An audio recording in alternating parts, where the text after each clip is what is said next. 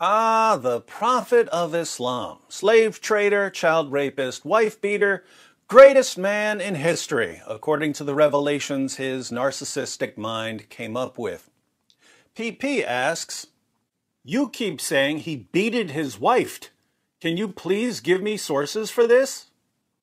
I don't mean to poo-poo on your parade, PP, but yes, I can. I'll give you Sahih Muslim 2127, and I'll include the link in the description box so you can read it over and over and over again. In Sahih Muslim 2127, Muhammad sneaks out of Aisha's house in the middle of the night. Aisha doesn't trust him. Can't blame her for that. The guy was a total freak. Who knows what he was doing when he snuck out of the house in the middle of the night. So she follows him in order to keep an eye on him. After he heads home, she runs ahead and gets home before him and pretends to be asleep. But he hears her breathing heavily from running. So he decides to teach her who's boss. Let's read the passage. Muhammad ibn Qais said to the people, should I not narrate to you a hadith of the Holy Prophet on my authority and on the authority of my mother? We thought that he meant the mother who had given him birth. He, Muhammad ibn Qais, then reported that it was Aisha who had narrated this. Should I not narrate to you about myself and about the messenger of Allah, yada yada yada?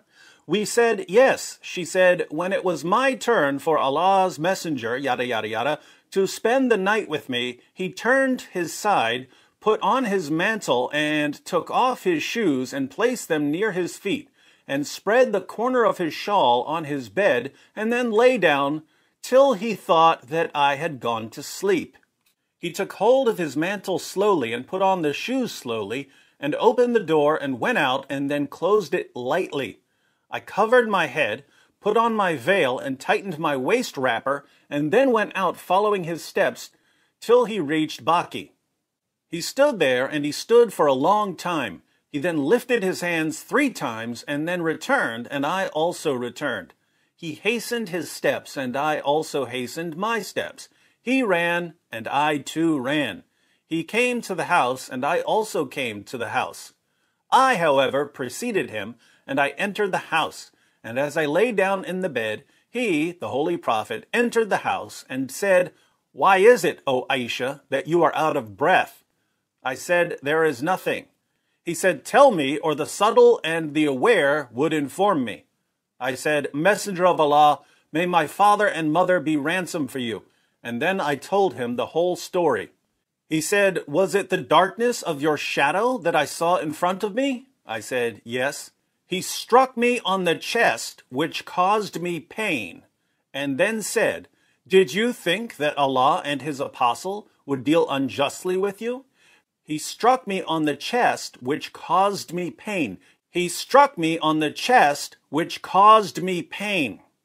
That's right. Don't let her give you no lip, Prophet Muhammad. What's amazing here is that Muslims lose their minds when you quote this passage to them. It doesn't mean that he hit her. It only means that he gave her a shove, or that he poked her, or that he pushed the evil out of her with his holy Hadouken. But why in the name of common sense would Muslims think that beating women and child brides is bad when Allah tells you to beat rebellious wives into submission in Surah 4 verse 34 of the Quran? Fact, Muhammad and his companions were wife beaters. If you think that wife beating is morally wrong, congratulations. You're a better person than Muhammad and his companions.